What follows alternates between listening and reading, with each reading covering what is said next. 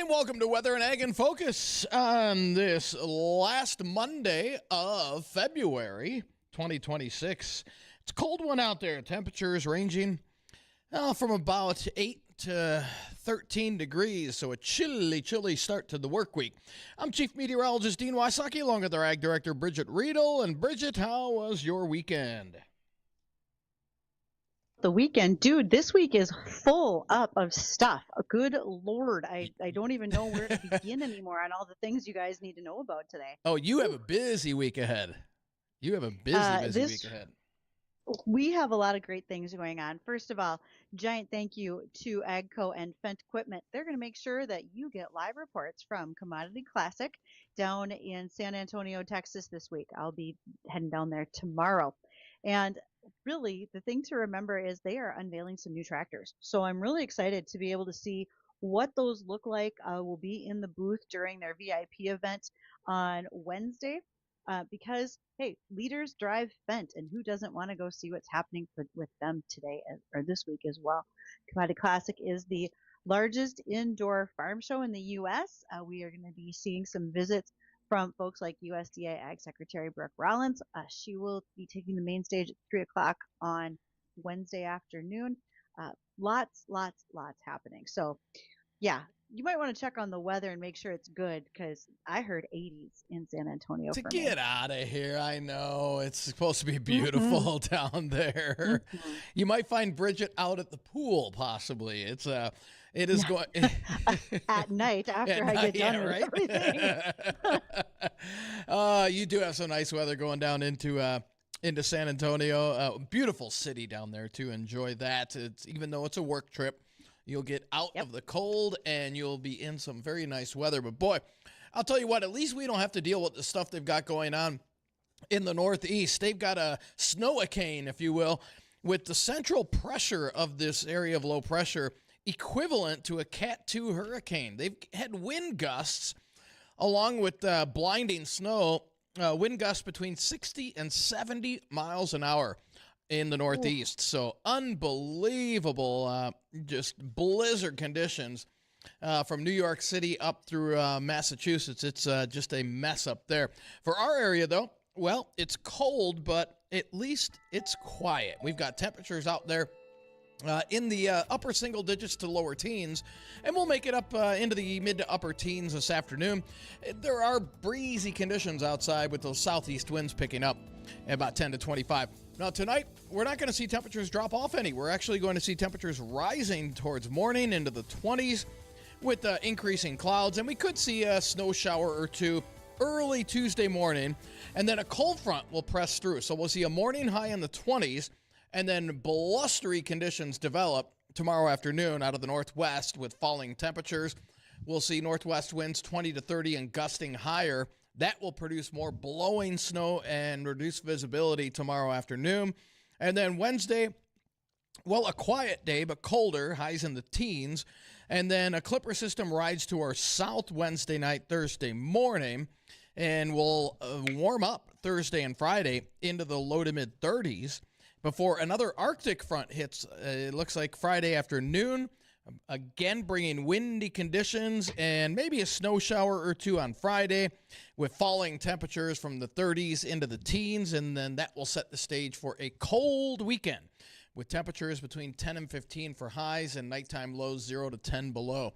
So kind of a roller coaster ride this week. A couple of storm systems, one going north, one going south, leaving us kind of in the middle, which is, for the most part, outside of the wind and blowing snow, we've got some pretty quiet weather this week with temperatures averaging a little bit below normal. Somebody asked me, what do you see here upcoming for the month of March? And the first 10 days of March look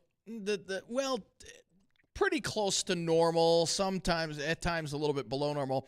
But after we get past the 10th of March, it looks like we see that pattern change back to where we were in February, where temperatures are well above normal. We're getting signs from the LRC that by the end of March, we will have temperatures possibly in the 60s by the end of March. Now, is that here to stay for the month of April? I think we'll probably see one snow event in April, but by then it's not going to last long. I think for the most part, after we get past mid-March, we're looking at temperatures above normal through the rest of spring. So that's something to hang your hat on. Let's see if that unfolds the way it's expected to. We'll watch what it does. But meanwhile, we want to say thank you to Progressive Ag, the risk management specialist, for making sure that we have the weather on days like today. And also one of our very loyal listeners, Steve Bello, will tell you that it has been snowing in New Jersey. It won't stop snowing in New Jersey. And he's very tired of shoveling snow in New Jersey. So just a heads up for those of you who know Steve. If you would like to give us your snow totals, road reports, and so much more, you certainly can on the JLA Insurance phone line, 701-293-9000. Not only will Nate Thorsrud answer all your crop insurance questions, he's going to be on air tomorrow. So lots of questions for him with new high premium subsidies, more coverage options, and some stronger benefits for beginning farmers. So again, that'll be Nate Thorsrud joining us tomorrow. He brings us the JLA Insurance phone line. If you're watching through this week, you'll be able to see me at Commodity Classic on the Lighthouse Commodities live stream, Facebook, YouTube, Acres TV. Ooh, speaking of Acres TV, we're going to have Darren Hefty joining us today. We're going to talk about their 40 Series Corn. And I'm going to be on two different panels for Acres TV. One I'm moderating / part of while at Commodity Classic. So if you're looking to find out where I'm at, check the Acres TV main stage. A lot of us who provide content for Acres TV will in fact be down there. And again, that streaming is brought to us by Lighthouse Commodities. Watching the emails, thank you for always sending those good things to us. And you do that because our email is powered by Superior Grain Equipment. They make sure that you not only have superior grain storage, drying, and handling solutions, but that Dean and I get those emails ag@flagfamily.com or weather@flagfamily.com. Some of those emails include reminders that Peterson Farm Seed is hosting their Cup of Agronomy sessions. The next one will be February 24th. That's tomorrow in New Fulton, Minnesota. Starts at 9. That's at the Community Center. Don't skip out. The day after on Wednesday, Fordville, North Dakota at the American Legion. If you haven't been to Fordville, check out the rail yard. They actually have a small railroad line that originates in Fordville. And then on Thursday, the 26th, meeting will be at Mayville. That's Peterson Farm Seeds Cup of Agronomy, Mayville Golf Club at 10 a.m. Another thing on Thursday that you're going to keep in track of, for Thursday, the 22nd, there will be Kerr Auctions. Virtual sale is ending for Adrian, Minnesota.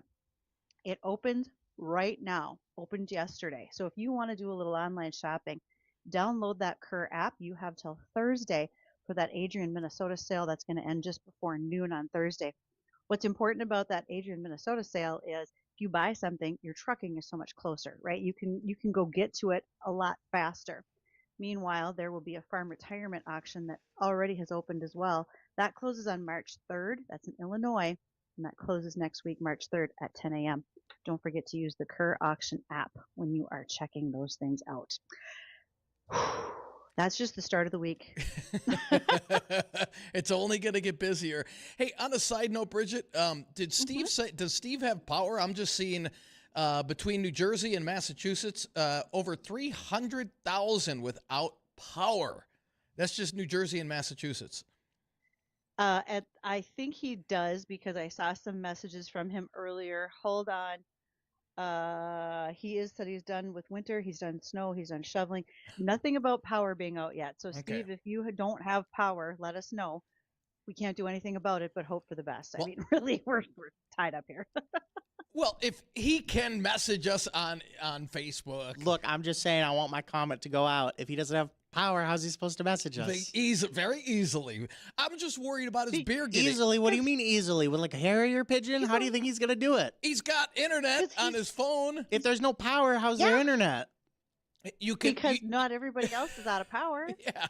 Cellular service, man, it works. Come on. And when it doesn't, carrier pigeon and AM radio. See? I'm worried about his beer getting warm. if he loses I, power. I wouldn't, Leave it outside because in he the doesn't snow. drink beer. Right. Okay. You can Well, put it then outside. leave it outside. See, Addison's always got an answer, doesn't he? Every Yeah. time. Yeah. Steve doesn't drink beer, but the snow is helpful for keeping those refrigerated items cold, as we're well aware of Yes, it is. in this area. Absolutely. All right.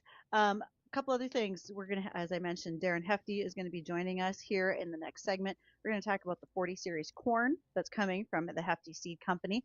And then additionally, we're going to be joined by Allison Smith. Allison is here to help us kick off National FFA Week. And she's going to be talking about what's going on at the Barnesville FFA chapter.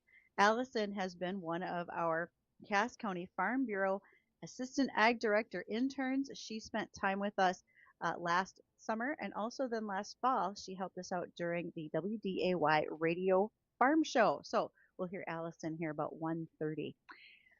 When we return, back to 40 Series corn, because we're already thinking about planting. Meanwhile, here's the livestock market from the American Ag Network.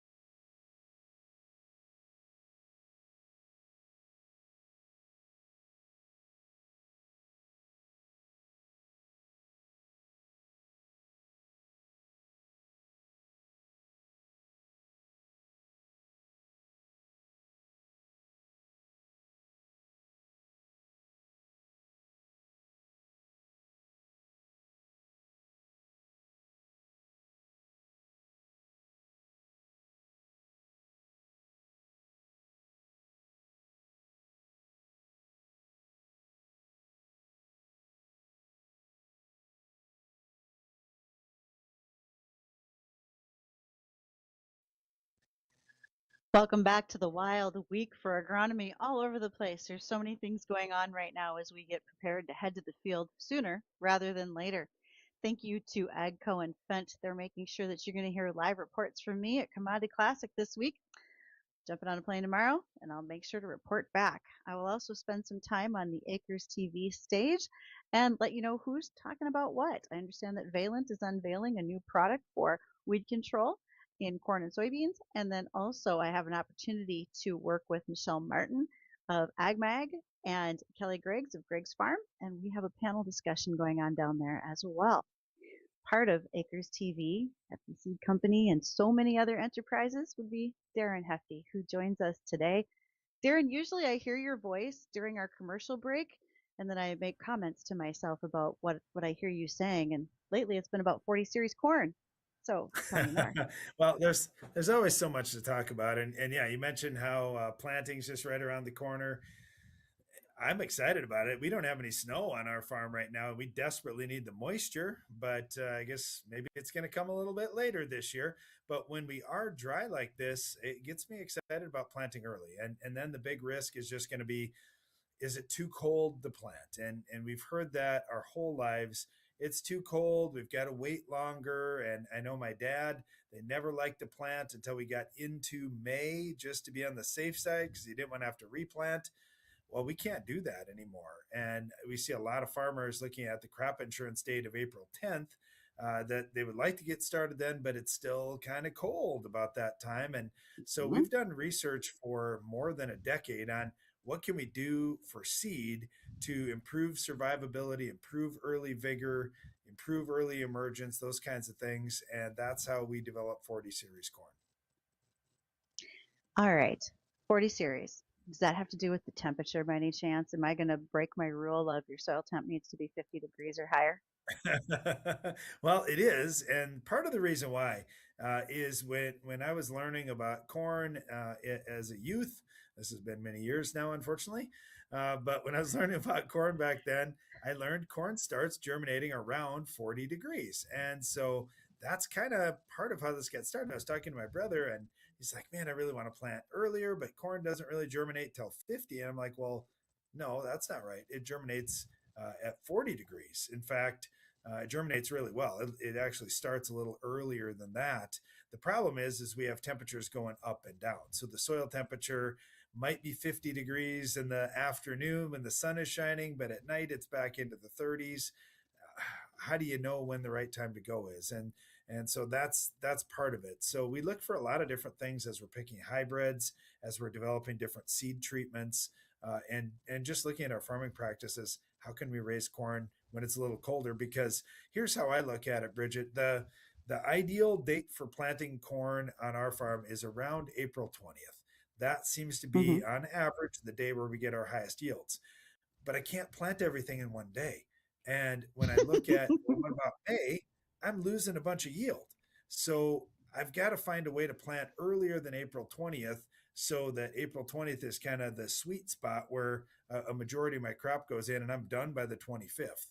So that's what we're trying to do. And 40 Series Corn really gives you an extra window, another week or maybe more that you can be planting when others really shouldn't be planting. You know, I heard you say, besides the quality genetics, the research that you've talked about to make sure that you can plant earlier, making sure that you get everything done before we get, 3-week rainfall, cold water, rainfall, etc. You're putting a lot of time and effort into that. And then you mentioned seed treatments. They have to make some difference in all of this. That's got to be part of the impact as well, right? And are you looking? So do you have a recommendation that you start with there that you want to give people? Well, here's the challenge on seed corn. The seed comes treated. So they treat it right at the plant. And in fact, we've seen not great results with over treating, especially with liquids. Now you can over treat with dry treatments and that's fine. But we're trying to put all the best things we can on the seed. So we're working right with the seed producers and the seed conditioning plants to get the right stuff on the seed up front. Now, let's face it, a lot of folks are watching very, very closely on what they spend right now on a per dollar basis or a per acre basis on their dollars. So when you're doing that, you're bringing a quality seed forward. Are you doing anything when it comes to, I don't want to call it a guarantee because there's nothing guaranteed in farming, but I think you know where I'm headed with that. Yeah, absolutely, absolutely, we are, and we definitely put our money where our mouth's at on this, and so we've got 100% free replants on 40 series corn because we're that confident, and we've had 40 series corn on hundreds of thousands of acres. We've had zero cold weather replants, zero.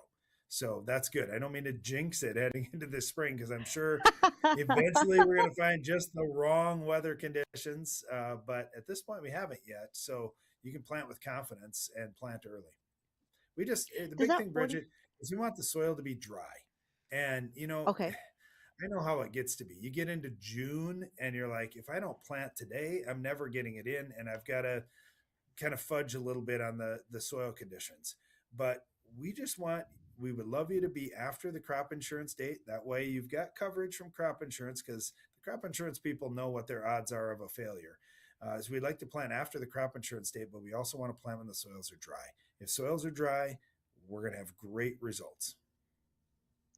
Are there any restrictions in that 40 series corn when it comes to, is this an 80-day corn? Do we have to go all the way up to 105-day corn? What are we looking Yeah, at for no, some no of these hybrids? restrictions that way.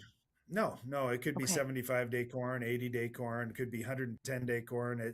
We're just looking for a few things. So we're looking for hybrids that have great emergence and early vigor.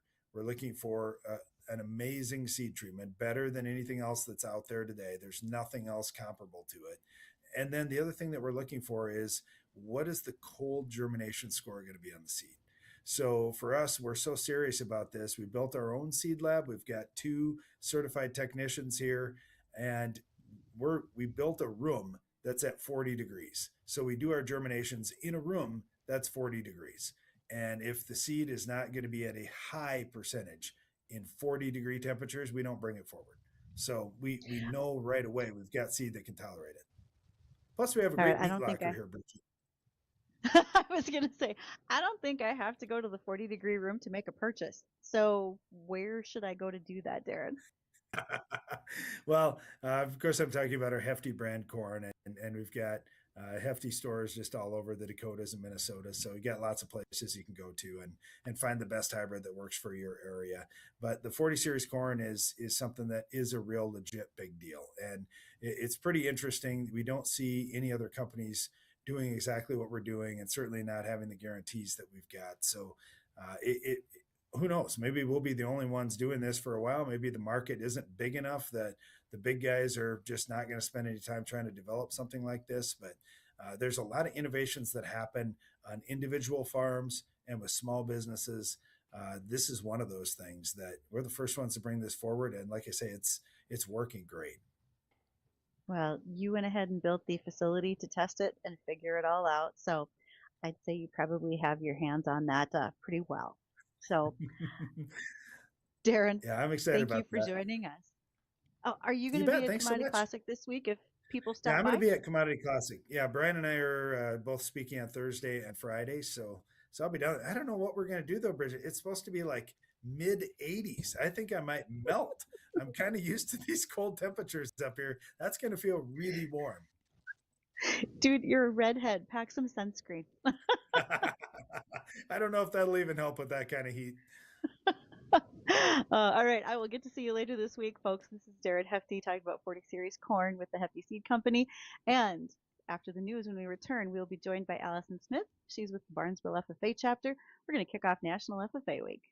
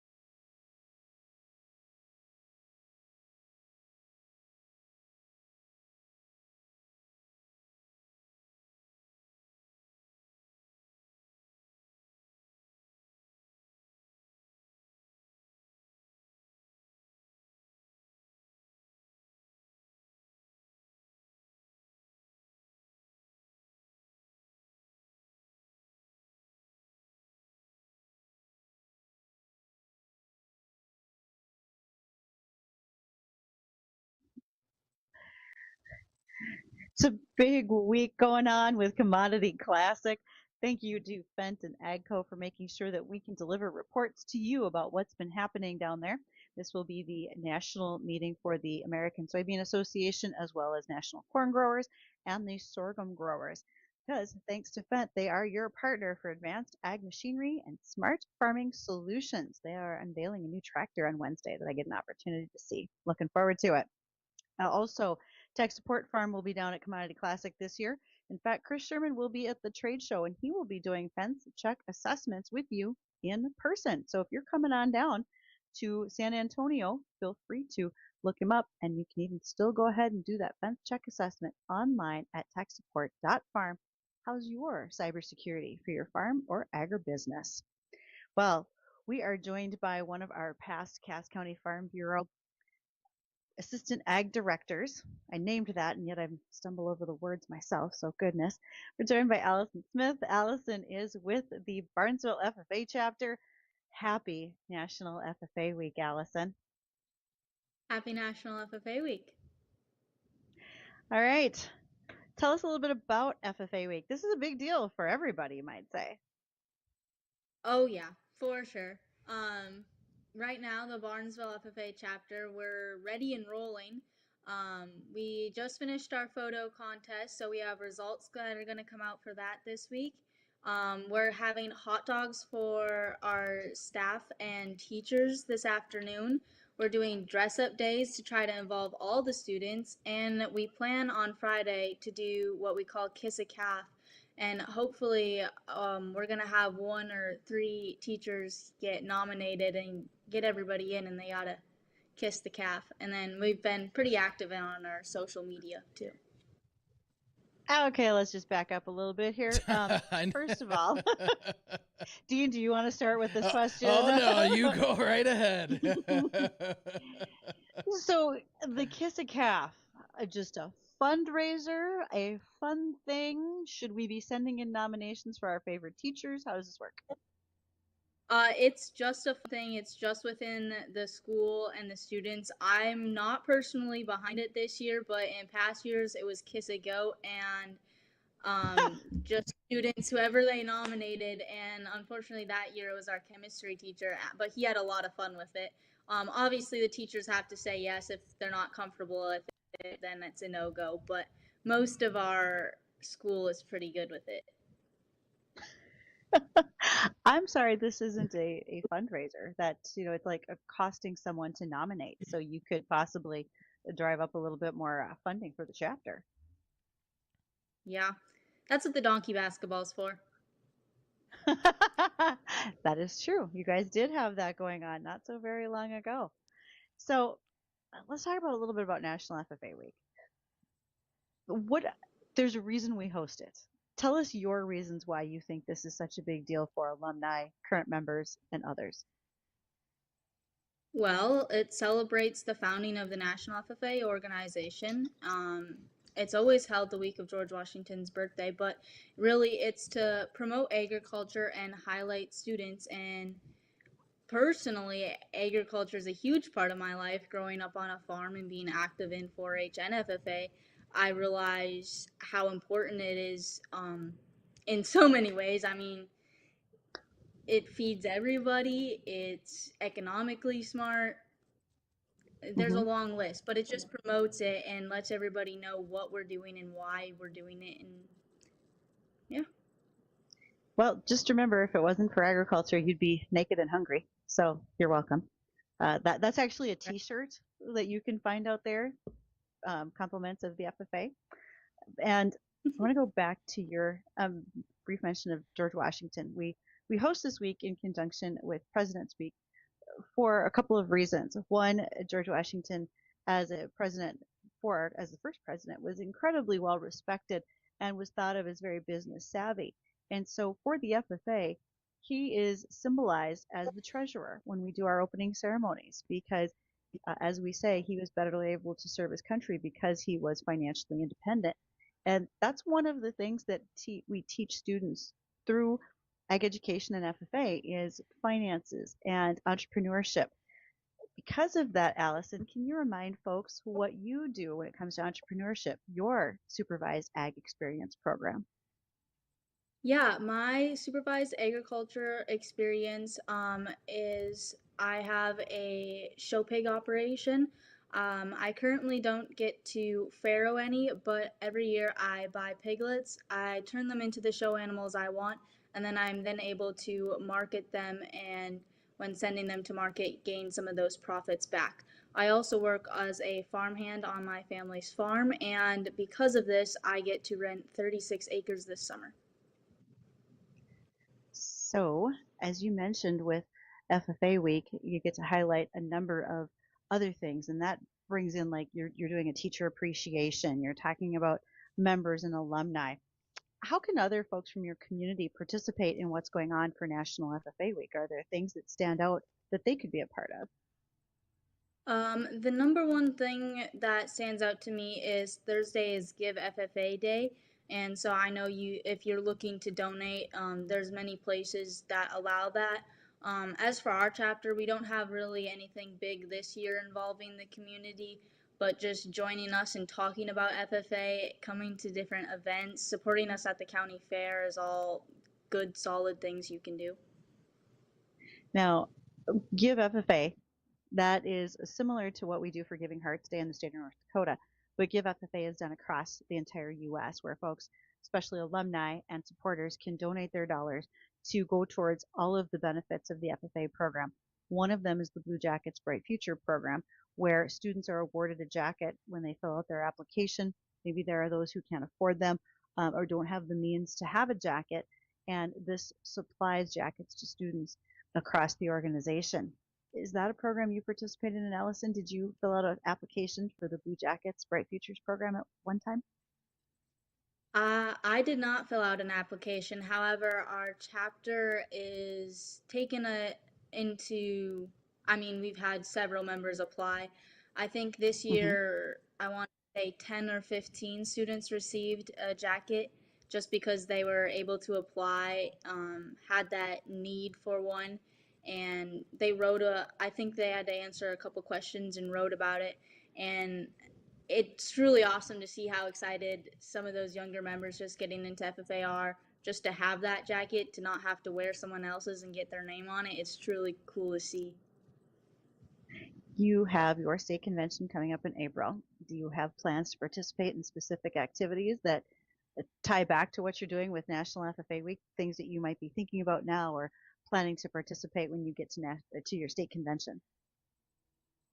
Oh boy, there's a lot going on for state convention. I don't know a lot yet.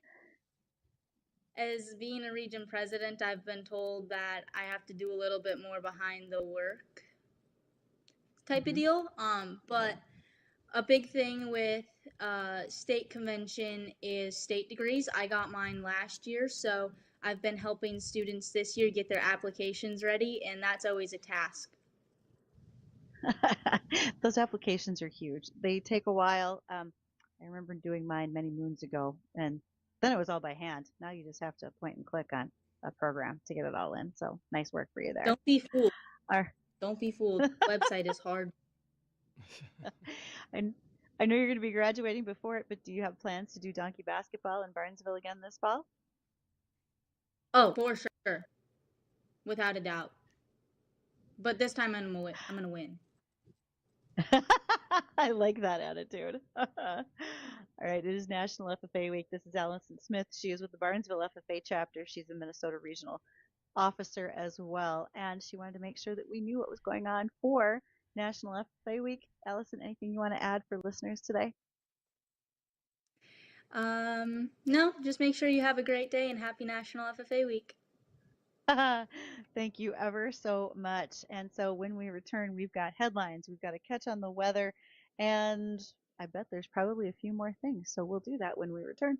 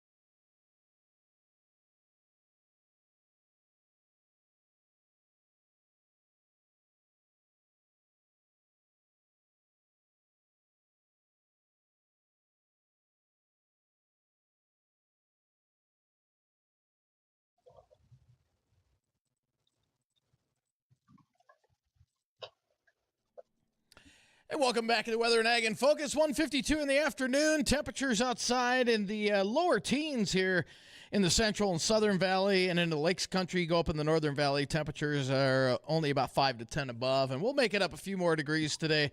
And then we'll see actually rising temperatures all night tonight as southerly winds will continue. And then we'll see either some light snow or a light wintry mix as we head towards sunrise tomorrow, ahead of a clipper system. And then behind that, as we head into mid to late morning, a cold front will swing through. You'll know when, because those winds will whip around to the northwest. We're going to have windy conditions later tomorrow. Northwest winds gusting over 30 and temperatures falling throughout the day from the 20s in the morning into the lower teens and single digits by evening. And then a cold day on Wednesday with lighter winds in the teens. And then we'll warm things up into the 30s for Thursday and Friday before another Arctic air mass comes in over the weekend with highs between 5 and 15 above and nighttime lows 0 to 10 below. So kind of that roller coaster ride. I don't see any big storms on the horizon. These little clipper systems bringing us occasional snow showers and wind. And that wind can pose a problem, obviously, with the blowing snow, especially those areas in the northern valley and out towards Devil's Lake Basin, where they picked up anywhere between 8 and 14 inches of snow. That's still that light and fluffy snow, and we could have some blowing snow issues, reduced visibility if you have any travel plans going north over the next few days. We're looking at, again, windy conditions Tuesday and then again Friday before the Arctic air comes back over the weekend. Still keeping an eye on potential measurable snow next week to start off the month of March. A lot of questions on our models. I know the LRC had something painted in that first week, and it still looks like after about the 10th of the month or so, we are going to get back into that warmer than normal pattern like we had at the start of this month. And if you remember, we had temperatures 10 to 20 degrees above normal. So that is a nice sign after we got about another couple of weeks, 2-3 weeks before we change into that pattern. And like I said, Bridgette, and I think this might be a little optimistic according to the LRC, but it has temperatures in the 60s for our area by the end of the month. I think 50s are more likely, but that'd be a nice little treat if we could get some 60s in here during the end of March, that's for sure. Well, as we are talking, I just got a message from a farmer over in Ohio, and he said, when are you guys going to start planting things over there? Realistically, that's a great question. We will likely have wheat and barley, so any of our small grains will probably be going into the ground late part of March. We will see sugar beets that will go in not too long after that. We tend to push it over there. Based on what I have been hearing you say about the weather and so forth, we will easily start to get more corn in as we get to later April. Of course, some of this is going to fluctuate based on planting dates for crop insurance. Historically, we've always seen soybeans go in after we had our corn planted, but we're seeing that reverse just a little bit. We're seeing more and more times that folks are watching what the weather is. We talked about this last week, where we always knew that the soil temperature should be somewhere around that 50 degrees Fahrenheit. But what if we have cold rain coming, and even though it's warm then, and we get this cold water imbibing, that causes stress on the soybean and then creates a concern for germination. So we've got to balance those factors out. As we get later on, we're going to look at more of our sunflowers getting planted. I've seen sunflowers planted as late as Father's Day weekend and still make it to maturity, depending on what we get for the rest of our fall season. So lots happening somewhere in there. We're going to plant canola and potatoes and all the flax and all those other crops that come around in this area. So it's going to be a lot going on as of yet. And speaking of a lot going on, if you, especially if you are looking to interact better with your customers, if you are curious, if you have a way to sharpen your sales and agronomy skills, the Ag Mafia is hosting their winter conference on March 11th and 12th. That'll be in Fargo at Brewhalla. You can register at agmafia.com because there is a lively list of speakers. All of them are objective, independent. It's not sponsored by major companies. And so you have the opportunity to do that. And it's tied in. Every speaker is tied into some sales training. So you can take that information right back to your operation and use that in your best way possible. Again, this will be agronomy and sales all rolled into one 2-day conference. We'll look it up at agmafia.com. Okay. Feel like we've gained some ground on all the things going on this week, Dean. How many people are they expecting down there in San Antonio, Bridgette? This will probably be somewhere in the 8,000-9,000 person range. Nice. I'll be curious to see how it compares. National Farm Machinery Show was held week before last in Louisville, Kentucky. They had a great turnout. And as I talked with a auctioneer this morning, he made mention of the fact that what you probably see at Commodity Classic is a little more of the, I don't know if professional is the right word, but you have more farm managers. You certainly have more agribusinesses represented, that type of thing. Whereas you go to National Farm Machinery Show, it's a little bit more fun. There's tractor pulls. We're going to kick the tires on some equipment and just have a really good time in Louisville. So Louisville's still on my bucket list. Not quite as high as getting to Agritechnica in Germany someday, because that is the biggie. That's the world's largest farm show. It's every other November, and there are 27 pavilions to view of products, equipment, and ideas. So one of these days I'm going to go to Agritechnica. So sponsors are waiting to decide what they could do to sponsor this show. I want to go to Germany. Let me know when you want to take me. I'm all there. All right. And real quick before we leave, winter weather advisories now have just been issued to the north of the FM area for the Northern Valley into northwest Minnesota for tomorrow due to some wintry mix, light snow, and a lot of blowing snow tomorrow afternoon. We'll have more on that coming up tomorrow. But don't go anywhere. The Jay Thomas Show, that's coming up next.